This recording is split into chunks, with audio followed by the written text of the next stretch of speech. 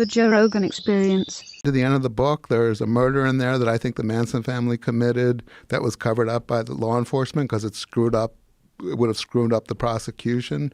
I want that looked into. There's also at the end of the book, there are these Tex Watson audio tapes that I found out about in 2008 when Watson turned himself in when he was alerted in Texas. He was at his parents' house.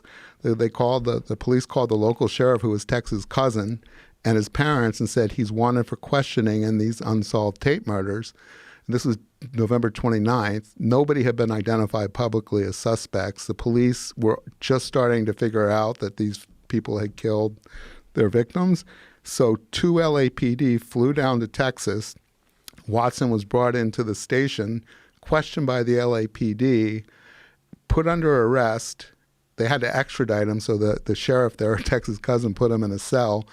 The family called up a lawyer, Bill Boyd, who had actually represented Tex on a college case when he stole a typewriter from a college in a prank.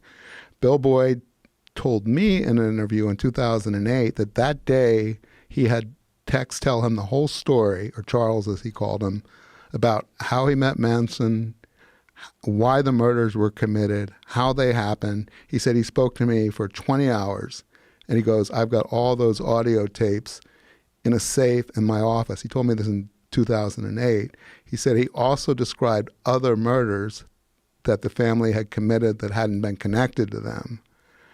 So right away, when I'm in 2008, I'm working on it that long, I thought, other murders, that's important to me.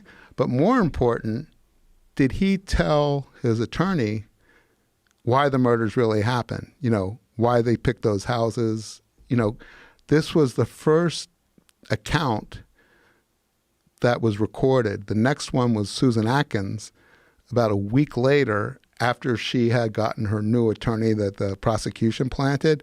They audio taped her telling her version, which became the official version. So Watson's would predate that by a week. And when I found out that they were in that safe, and he's telling me this on the phone, I thought, wait, he can't play that to me because that would violate Watson's attorney-client privilege. But I thought, I have to ask. So I said, is there any chance, Mr. Boyd, I could come down and listen to those tapes? And he said, that's when he realized he shouldn't have told me. He said, oh, well, I couldn't do that without Charles' permission. I go, are you still in touch with me? He goes, I write to him every now and then. He writes me. He didn't represent him at trial after he was extradited. And I said, would you please ask? So that began 3 or 4 months of me pestering him. He would never take the phone call. And then finally, after 4 months, I called up and his secretary said, oh, I'm sorry, Mr. Boyd's in China on business today. And I said, well, you have to tell him I'm not going to wait anymore. I'm going to write to Charles and tell him what he told me.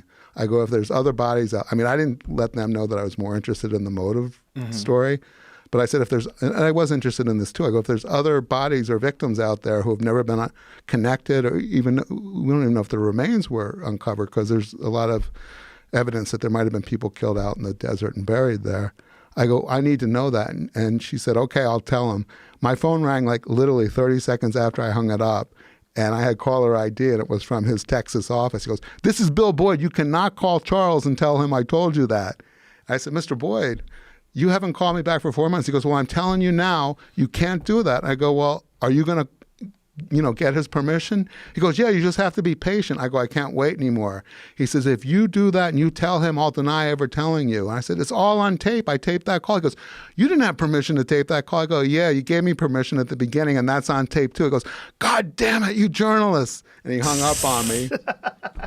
You journalists. Yeah. He lumped you in with all of them. He said, his wife was a TV anchor. He goes, my wife's I know how you people work. I go, you gave me permission. It's on the audio tape. Wow. So he died 6 months later on the treadmill. Oh, my God. Probably thinking about you. And his firm went bankrupt. And then it wasn't until 2 or 3 years later, and it's all in there, the backstory, but I finally went to try to get the tapes again and found out he had died, found out that the tapes were in the possession of the trustee who was, waiting for the bankruptcy to be resolved. And it took me 3 or 4 months of back and forth and to try to get them to release the tapes to me. And I made an argument for why they weren't protected anymore. Again, long story short, I was sharing information with the deputy DA in Los Angeles, who I thought was friendly. He was, until he wasn't. And he was handling all the parole hearings of the Manson family, a guy named Pat Secura. The woman who was in charge of the tapes, the trustee, said, if Secura calls me and tells me that it's okay for me to release them to you and explains how it's not a violation, I'll do it. I said, I'll ask him. So I asked him. He said, absolutely, I want to talk to her. And I said, great. A day later, I get a call from Secura. He goes, you're not going to believe it. She's releasing the tapes to us. I go, you? He goes, yeah. Don't worry. I'll let you hear them when we get them. She asked, I knew right then I had lost any kind of control. And sure enough, number one, the trustee had to notify Watson's new attorney. Watson put up a fight in court, and you can read about it in the LA Times. I reported on that for about a year. For about a year, it went from the local court to the state Supreme Court, where the judge finally ruled that the LAPD should have the tapes. They sent 2 officers down to get the tapes in 2013. They came back, and then nobody at the DA's office would talk to me anymore. The promise that had been made that I would be the first one to listen to them reneged.